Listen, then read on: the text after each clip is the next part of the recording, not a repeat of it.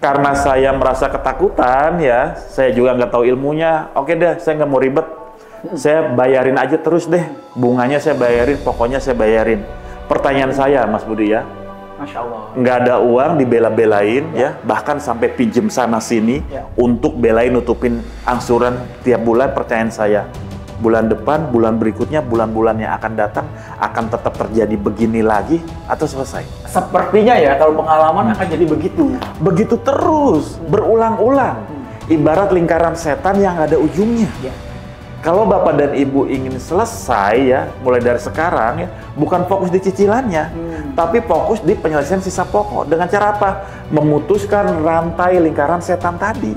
Punya utang di lembaga keuangan ya, sesungguhnya bunga itu bisa dihapuskan. Masya Allah, orang bank langsung Ya. ngomong nih. Kenapa? Kenapa? Ya karena memang ada aturannya, ada mekanismenya ya. Bunga, denda, semua ongkos-ongkos itu bisa dihilangkan atau dikeluarkan dari utang pokok Bapak dan Ibu. Berarti saya garansi begini nih Pak, banyak orang yang bilang, oh nggak mungkin, nggak mungkin, nggak mungkin. Oke. Mungkin. Nggak mungkin, kita jawab dengan fakta. Masya Ya. Allah.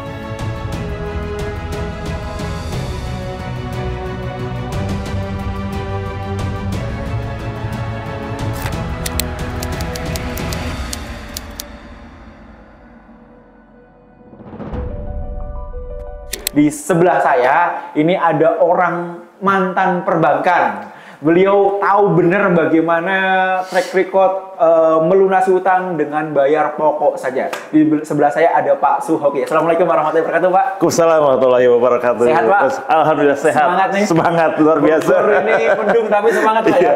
Di luar gerimis-gerimis mendung ya, dingin tapi insya Allah di dalam tetap semangat. Masya Allah. Auranya orang-orang MMC kayak tadi Pak Budi, Pak Su, semangat luar biasa. Alhamdulillah, Harapannya luar biasa. bisa memberikan energi positif juga nih Pak. Amin, siap.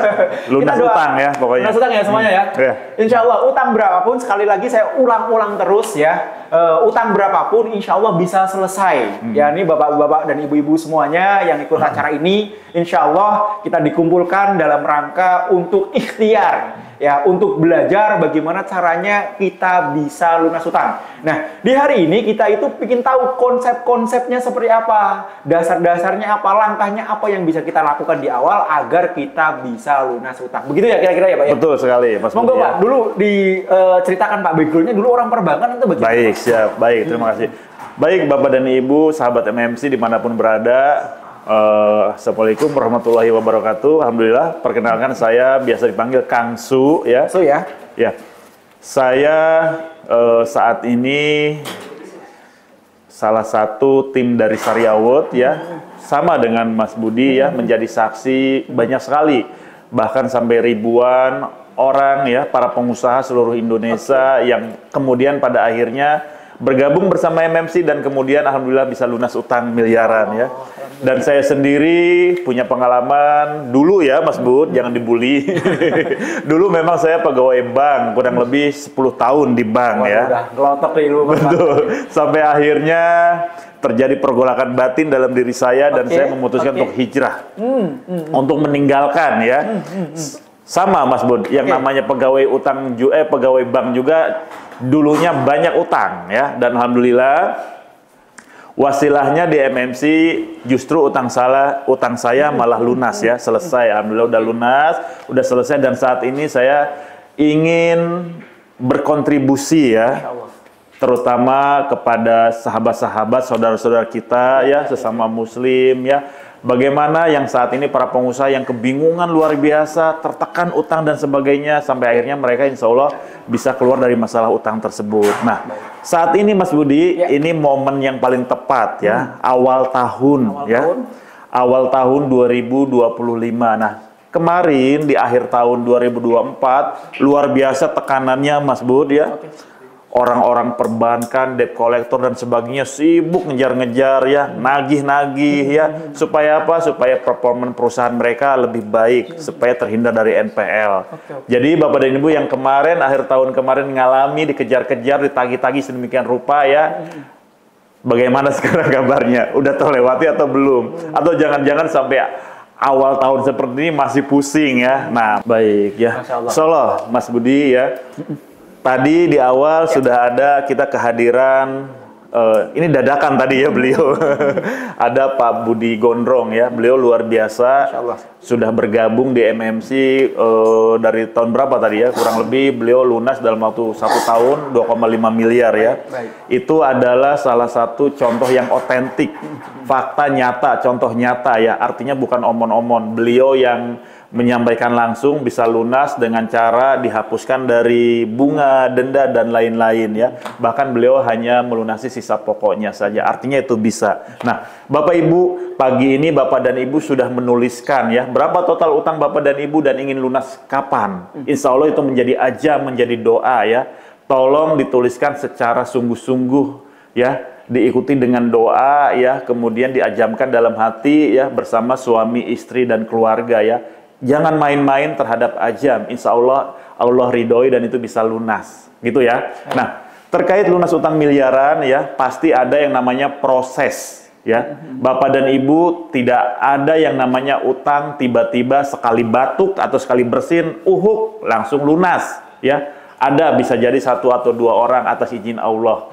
Tetapi bagaimanapun lunas utang miliaran ada prosesnya. Ini yang harus Bapak dan Ibu ingat ya. Jangankan lunas utang Bapak dan Ibu ya. Dulu ketika Bapak dan Ibu mulai berutang pun ya ada prosesnya. Ada survei, ada analisa, kemudian ada akad dan sebagainya ya. Termasuk juga untuk membuat mie instan ada prosesnya. Apalagi lunas utang miliaran ada prosesnya. Nah, sekarang pertanyaannya, Bapak dan Ibu siap nggak untuk berproses untuk lunas utang tadi ya? Yang pertama Bapak dan Ibu, tadi sudah disinggung oleh Pak Budi Gondrong ya. Kalau Bapak dan Ibu ingin lunas utang miliaran, ingin terbebas dari semua belenggu dan tekanannya, yang pertama, yang paling penting dan nggak bisa dilewatkan adalah terkait pondasi fundamental ya. Bapak dan Ibu bayangkan sebuah bangunan ya dengan lantai 27 lantai ya. Kemudian dia tidak memiliki pondasi yang kokoh, asal bangun 27 lantai. Apa yang terjadi dengan bangunan tersebut ketika ada hujan deras, hujan badai ya, ada angin dan sebagainya? Pasti kemungkinan ambruknya akan sangat besar gitu ya, Mas. Goyang ya. Nempatnya juga takut juga ya. Nempatnya juga takut, beresiko ya. Artinya apa? Artinya segala sesuatu kalau pondasinya nggak kuat, berbahaya. Begitu juga dengan lunas utang miliaran, Mas Budi ya. Ketika Bapak dan Ibu ingin lunas utang miliaran, kemudian tidak memperhatikan pondasi tadi, tidak membangun dan memperkuat pondasi tadi, Pak, saya sudah niat 100% ingin hijrah, ingin bebas riba, tapi ada yang mereka lupakan. Di balik proses itu ada yang namanya tekanan, ya. Utang itu memiliki tekanan ya, mau utang dimanapun, utang di bank, utang di perorangan, utang rentenir, leasing, kemudian utang investor, pinjol, semua ada tekanannya. Karena apa? Karena utang harus dibayar. Ya, yang jadi masalah adalah ya, ketika utang itu harus dibayar, ada jatuh temponya ya. Yang namanya bisnis kita itu nggak ada kepastian, Mas Bud. Yang namanya penghasilan penuh dengan ketidakpastian. Bisa jadi bulan ini ada penghasilan, bisa jadi bulan depan tidak ada penghasilan, bisa jadi naik, bisa jadi turun, tiba-tiba ada COVID. Di saat COVID ya, tidak ada satu orang pun yang bisa memastikan kemudian bisnis kita akan terus berkelanjutan. Makanya apa? Makanya sangat berbahaya ketika sebagai pengusaha kemudian kita menggantungkan sesuatu yang sudah pasti ya, terkait utang tadi dengan sesuatu yang tidak pasti, yaitu bisnis tadi. Nah, makanya terjadilah kemudian permasalahan banyak pengusaha ya, untuk menyelamatkan bisnisnya mencari jalan pintas dengan cara apa? Dengan cara mencari utangan. Nah, ini pondasi fundamental ya. Jadi maksud saya gini ya, pondasi fundamental ini ada sesuatu yang sangat penting. Terkait apa ya? Terkait akidah, keyakinan.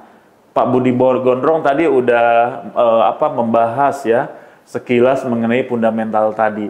Karena apa? Karena lunas utang itu berkaitan dengan akidah, dengan keyakinan. Sekarang saya tanya Mas Bud. Ya, siap. Ya. Utang itu bukan masalah yang sepele. Betul. Ketika seseorang meninggal, kemudian masih meninggalkan masalah utang di dunia, apa yang terjadi? konsekuensi akhiratnya. Karena Muslim tidak boleh meninggal bawa utang. Iya, bukan main-main. Sekarang bayangin, ya, kita sekarang masih ada waktu nih ya, bersyukur Allah kasih kesadaran di saat kita masih sehat, ya, masih punya penghasilan, ya, kemudian bisnis masih jalan, ya. Suatu saat kita nggak pernah tahu ya kapan kita diambil oleh Allah, ajal kita kapan ya. Kemudian kita diambil dalam keadaan kita masih berutang. Innalillah, naujubillah gitu ya. Artinya apa? Orang yang mati syahid sekalipun ya tidak akan bisa masuk surga ya ketika masih ada kaitan utang di dunia. Ini kan bukan masalah main-main. Baik. Ini baru kita bahas mengenai utang, kita belum bahas mengenai riba. Yang jadi masalah adalah ya kebanyakan di antara utang kita adalah berbunga alias mengandung riba. Nah ini fundamental, ini masalah keyakinan, masalah akidah. Nah pertanyaannya sekarang ya Bapak dan Ibu yakin enggak dengan apa yang sudah Allah perintahkan? Allah sudah memerintahkan jauhi riba, tinggalkan riba ya. Dan Allah menghalalkan jual beli. Artinya apa ya? Ketika bunga yang timbul dari utang itu menjadi riba itu haram, artinya kita wajib meninggalkannya ya. Dan yang namanya melunasi utang itu adalah kewajiban yang wajib kita tunaikan. Nah, pertanyaannya, lalu bagaimana cara penyelesaiannya kan gitu? Betul Pak, karena mungkin di benak teman-teman nih yang beberapa yang kita temuin gitu kan. Wah, saya nggak butuh motivasi, saya nggak butuh ceramah gitu, muncul begitu saya. Itu motivasi gitu ya. Cuma motivasi ini. Banyak yang begitu Pak. Baik. Banyak sekali dan juga gini, banyak sekali yang menyepelekan, belajar juga menyepelekan, kondisi hadir Zoom juga seadanya. Oke, gitu, baik. Anggapnya begitu. Ya. Apa langkahnya? Apa langkah konkretnya gitu? Baik. Seperti apa Pak? Baik. Kalau terkait bahaya riba, bahaya utang, saya udah tahu, saya udah paham, gitu ya. Insya Allah saya udah kuat. Oke, baik ya. Saya yakin Bapak dan Ibu sudah paham mengenai bahaya utang dan riba. Hanya saja pada kenyataannya di dunia nyata, yaitu tadi ya, kita sudah tahu, tetapi kita tidak melakukan apa yang kita ketahui. Ya, sampai akhirnya sampai saat ini masih terjebak utang. Nah, lalu apa yang harus dilakukan ya ketika pondasi fundamental Bapak dan Ibu, oke, kita anggap sudah kuat ya. Nah, Bapak dan Ibu ya, saya ingin tahu dulu deh ya, sebelum saya jelaskan. Coba Bapak dan Ibu tuliskan di kolom komentar. Saya ingin tahu, utang Bapak dan Ibu di mana saja? Apakah utang bank, leasing, investor, perorangan, pinjol? Silahkan tuliskan ya di kolom komentar ya. Insya Allah nanti kita akan bahas. Baik Bapak Ibu sekalian, beliau ini adalah orang perbankan yang akan nanti menskemakan bagaimana nih, apakah bisa bayar pokok saja dan lain sebagainya. Oleh sebab itu beliau meminta silakan Bapak Ibu sekalian dicatat dari total tadi misalkan Pak Taufik ya, Bu Tuti misalkan 6M. 6M itu di berapa titik? Misalkan ada di bank A, bank B, bank C, ada perorangan, ada pinjol, ada KPR dan lain sebagainya. Kita akan coba gladi ya, akan coba ini ya, tes cash gitu ya. Silakan misalkan di bank plat A sekian M gitu ya, bank B sekian M, utang KPR sekian M gitu ya. Dalam satu komen, silakan Bapak Ibu sekalian dipersilakan untuk menulis. Apakah perlu untuk itu? Untuk apa itu? Sangat perlu, Mas Bud ya. Karena bagaimanapun penyelesaian utang kita butuh mapping. Nah, kita harus mapping. Saat ini gini, masalahnya gini. Yang jadi permasalahan saat ini ya, Mas Bud, banyak pengusaha ketika terjebak utang ya, namanya terjebak utang tertekan ya. Akhirnya pikiran menjadi mentok, nggak bisa berbuat apa-apa, kreativitas udah buntu. Ya, ibarat kata kalau saya nih, Bapak dan Ibu silahkan ikuti saya ya. Dua tangan kiri kanan taruh di depan seperti ini ya. Kalau saya ibaratkan tangan kanan Bapak dan Ibu adalah bisnis Bapak dan Ibu ya, Mas Bud ya, dan tangan kiri adalah utang Bapak dan Ibu ya. Nah, kanan Bapak Ibu adalah bisnis, kiri Bapak dan Ibu adalah utang. Yang terjadi saat ini adalah Bapak dan Ibu energinya dan fokusnya habis untuk memperhatikan tangan kiri Bapak dan Ibu alias utang. Sekarang pandangan Bapak dan Ibu fokuskan ke tangan kiri, ke utang. Coba lakukan apa yang saya lakukan ya. Nah, sudah ya. Dilihat, pandang secara fokus ke tangan kiri atau utang. Apa yang terjadi kemudian ketika pandangan dan fokus Bapak dan Ibu ke tangan kiri? Pertanyaan saya, apakah tangan kanan Ibu sebagai bisnis Ibu terlihat jelas? Selesai. Nggak terlihat jelas Pak, samar-samar gitu. Samar-samar, nggak terlihat jelas ya. Karena apa? Karena selama ini Bapak dan Ibu fokus melihat ke tangan kiri terus, ke utang terus. Saya ulangi nih Pak, berarti ketika kita punya dua tangan, kita fokusnya ke tangan kiri, tangan kanan nggak kelihatan. Ketika kita melihat tangan kanan, tangan kiri nggak kelihatan. Nah itu. Tadi Bapak analogikan tangan kanan adalah bisnis, tangan kiri adalah utang. Oke. Selama ini kita ke sini terus Pak ya? Nah iya, selama ini kita ke kiri terus, Mas Bud. Sekarang pertanyaan gini, pertanyaan gini. Siapa? Utang ya. Utang akan lunas kalau diapain? Dibayar. Dibayar pakai apa? Pakai uang, Pak. Pakai uang. Nah, Bapak dan Ibu sebagai pebisnis, namanya DNA pebisnis ya, namanya pebisnis udah pernah mengalami masa naik turun. Betul, ya. betul. Kalau saat ini nih, bisa jadi Bapak dan Ibu sedang ada di bawah ya. Pertanyaan saya, dulu ya, dari pertama kali Bapak membangun bisnis sampai saat ini, pernah nggak merasa berada di puncak kejayaan? Pasti pernah ya. Hanya saja sekarang saat ada di bawah. Artinya apa? Artinya pasti ya, di saat bawah ini pasti ada saatnya nanti naik ke atas. Amin. Ya. Artinya sebesar itulah potensi Bapak dan Ibu sebagai pengusaha sebesar ketika dulu masih ada dalam kejayaan. Nah, hanya saja selama ini masalahnya ya, yang menjadi bloknya adalah ya, karena tadi fokus ke tangan kiri terus ke utang, sehingga bisnisnya tidak terkelola dengan baik, ketutup oleh utang tadi. Nah, nih tadi saya lihat juga ada Pak Yasir tuh. Nanti kita sapa-sapa ya Pak Yasir ya, Taistun aja Pak Yasir ya. Nah, kemudian gini, lalu langkah pertama apa yang harus dilakukan? Mas Budi ya, lagi-lagi ya, Allah sudah menggaransi Masya Allah. bagi umatnya yang ingin lunas utang, bagi hambanya yang ingin lunas utang ya, sudah Allah garansi, Allah akan melunasi utang hambanya yang bersungguh-sungguh, ya.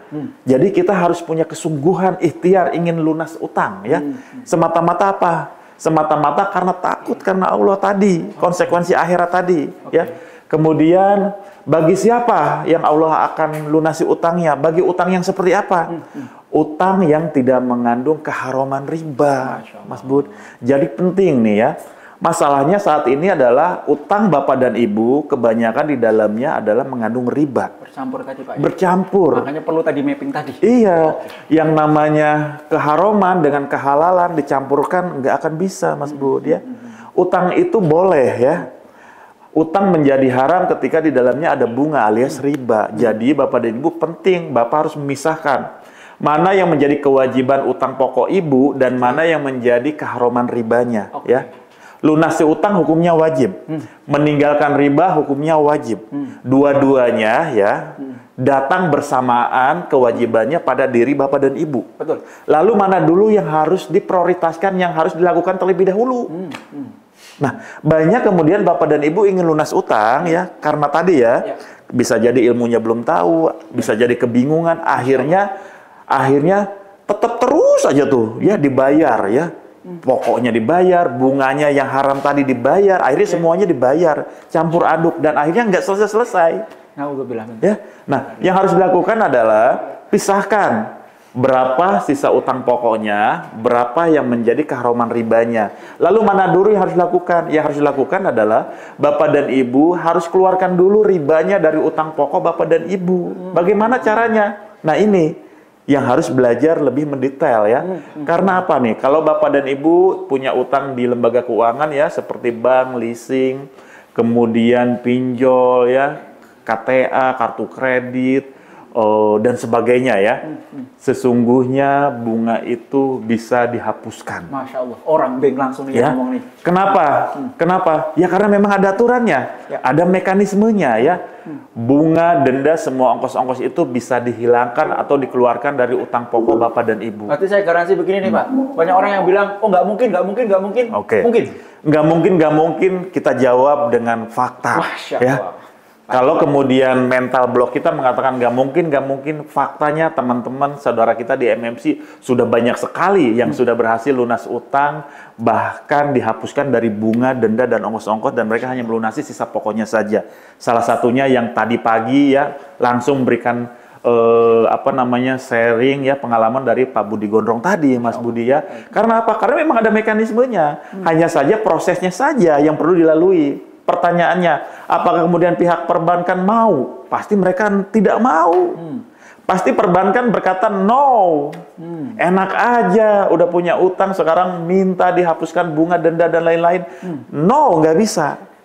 Nah, kalau kemudian Bapak dan Ibu tidak dibekali ilmunya, ketika ditolak seperti itu, apa yang terjadi? Bingung, takut, apalagi lemes, nyari sertifikat siapa? akhirnya malah nyari lagi, nambah lagi utangan baru. Oh gitu dulu, pelaku ya dulu. Pokoknya setiap akhir tahun itu, akhir bulan, mohon maaf, ketika mau cicilan karena bisnisnya nggak jalan, uang siapa lagi yang mau dipakai nih? Nah itu, akhirnya bukannya selesai, malah nambah banyak. Ya. Ini yang dinamakan dengan pondasi fundamental tadi. Masya Allah. Utang punya tekanan. Ketika Bapak dan Ibu berikhtiar nih, ingin bebas riba tadi, keharuman tadi, ya berikhtiar melangkahkan kaki, salah satunya mengajukan minta dihapuskan bunga tadi, ditekan, nggak disetujui. Kalau fundamental kita lemah, kita langsung lemes, kita menyerah di tengah jalan. Ya, jiwa mujahidnya nggak ada gitu loh. Kata kuncinya berarti diilmui, ada ilmunya gitu Pak ya? Betul. Belajar gitu Pak ya? Betul, segala sesuatu ada ilmunya ya. Jadi Bapak dan Ibu jangan sampai kemudian Bapak dan Ibu melangkahkan kaki, memutuskan untuk action atau bertindak tanpa didasari ilmu ya. Itu berbahaya. Saya khawatir ya, bukannya selesai tapi malah makin rumit. Kenapa ya? Karena action tanpa didasari ilmu, hanya berdasarkan info-info katanya kan bahaya. Betul. Segala sesuatu yang bersifat informasi atau ilmu kalau kemudian diterima setengah-setengah dan kemudian kita action setengah-setengah, hasilnya 100% atau setengah-setengah? Setengah-setengah. Bisa jadi 0% kalau setengah-setengah ya.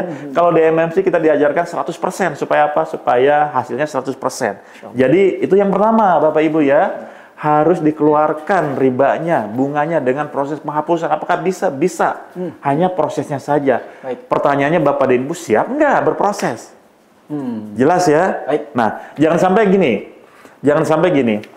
Karena saya merasa ketakutan ya, saya juga nggak tahu ilmunya. Oke deh, saya nggak mau ribet. Saya bayarin aja terus deh. Bunganya saya bayarin, pokoknya saya bayarin. Pertanyaan saya, Mas Budi ya. Masya Allah. Nggak ada uang dibela-belain ya, bahkan sampai pinjem sana sini untuk belain nutupin angsuran tiap bulan. Pertanyaan saya, bulan depan, bulan berikutnya, bulan-bulan yang akan datang akan tetap terjadi begini lagi atau selesai? Sepertinya ya, kalau pengalaman akan jadi begitu. Begitu terus, berulang-ulang. Ibarat lingkaran setan yang ada ujungnya. Kalau Bapak dan Ibu ingin selesai ya, mulai dari sekarang ya, bukan fokus di cicilannya, tapi fokus di penyelesaian sisa pokok. Dengan cara apa? Memutuskan rantai lingkaran setan tadi. Masya Allah. Nah, Mas Budi ya, itu bisa ya penghapusan bunga dan sebagainya. Jangan sampai begini, logika saya gini Mas Budi ya. Logika saya, Bapak dan Ibu memiliki rumah ya, kemudian rumah Bapak dan Ibu kotor, karena apa? Ada bangkai di dalamnya, bau dan kotor. Kemudian Bapak dan Ibu sibuk bersih-bersih ya, ngepel ya, nyapu, lap-lap dan sebagainya, tetapi bangkainya nggak dikeluarin. Kira-kira yang terjadi apa? Apakah rumah itu akan bersih atau tetap bau? Wah, bahkan punya penyakit di situ, ada penyakit virus. Iya, rumah tersebut akan tetap bau ya, kotor, bahkan mengundang penyakit. Tidak akan selesai. Meskipun Bapak dan Ibu susah payah, jungkir balik bersihin. Begitu juga yang terjadi dengan proses lunas utang. Bapak dan Ibu ingin lunas utang ya, tetapi ya masih terus berjibaku dengan keharuman riba. Ribanya nggak ditinggalkan, percuma. Jungkir balik ya, nyari uang, bangun bisnis, tapi masih terus beriba ya. Yang terjadi kemudian adalah capeknya aja.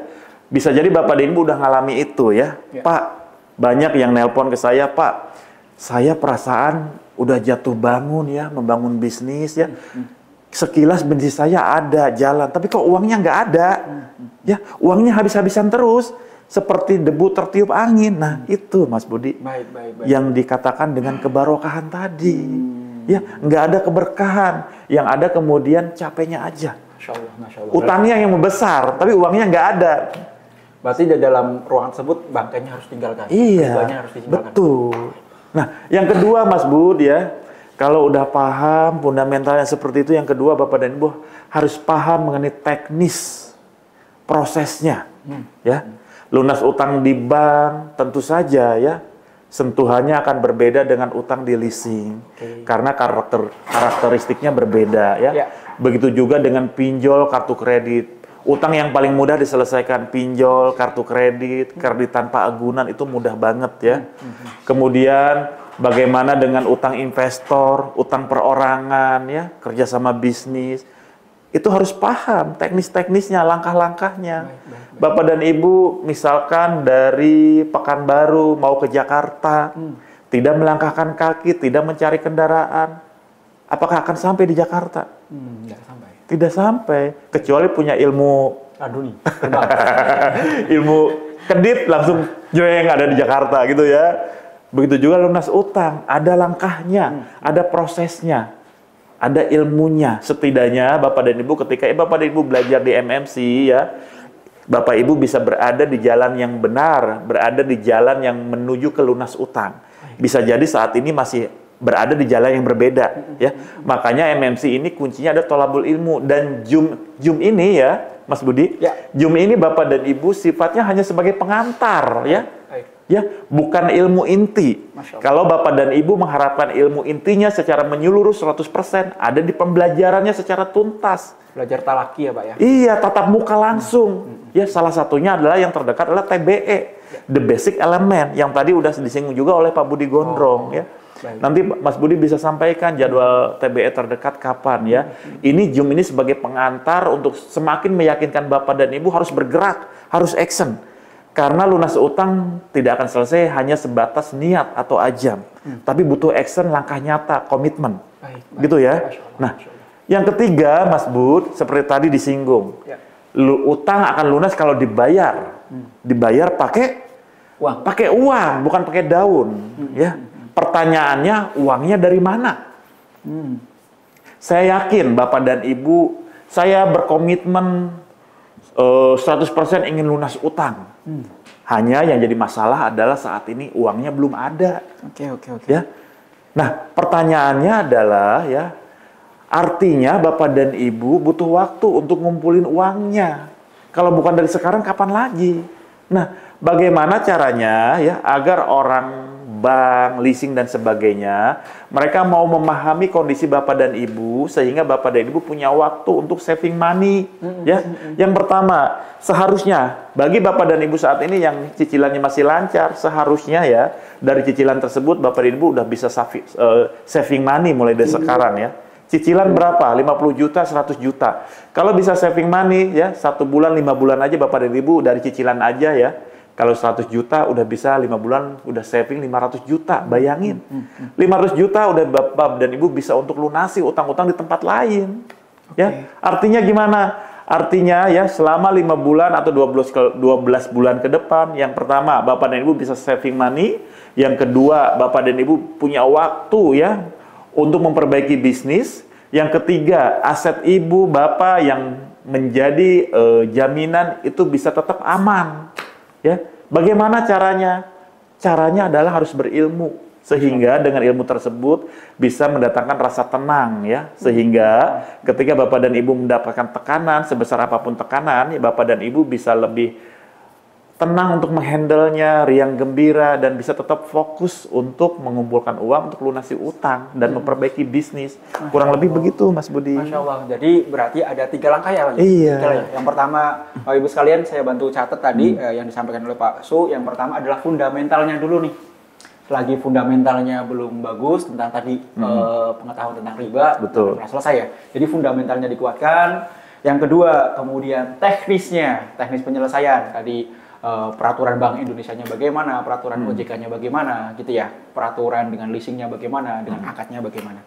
Yang ketiga, perbaiki bisnis, begitu Pak ya? Betul. Perbaiki bisnis ya. Betul. Nah, tiga-tiganya kalau ini dapat, insya Allah utang berapapun selesai. Insya Allah ya, karena bagaimanapun saat ini Bapak dan Ibu sebagai pengusaha, saya tanya deh, sebagai pengusaha sumber income Bapak dan Ibu dari mana? Bisnis. Pasti dari bisnis. Hanya saja selama ini ya bisnisnya habis ya digerogotin oleh utang. Baik, baik. Bahkan sampai ke modal bisnis pun tuh habis diambilin untuk nutupin cicilan. Masya Allah. Sehingga yang terjadi kemudian, jangan sampai ya terjadi kemudian ya, karena Bapak dan Ibu terus memperjuangkan riba tadi ya, yang terjadi kemudian bisnisnya kapasitas makin menurun ya, sementara utangnya bukannya berkurang malah nambah terus. Kalau kapasitas bisnis menurun, penghasilan menurun, lalu Bapak dan Ibu nanti nih mau bayar utang pakai apa? Jangan sampai menunggu keadaan benar-benar nggak bisa diselamatkan baru Bapak dan Ibu mau bergerak. Mumpung dari sekarang masih bisa bergerak, action dari sekarang ya. Insya Allah, Allah tolong, Allah kasih kemudahan bagi siapapun yang ingin memperjuangkan apa yang menjadi syariat yang Allah perintahkan gitu Mas Budi. Demikian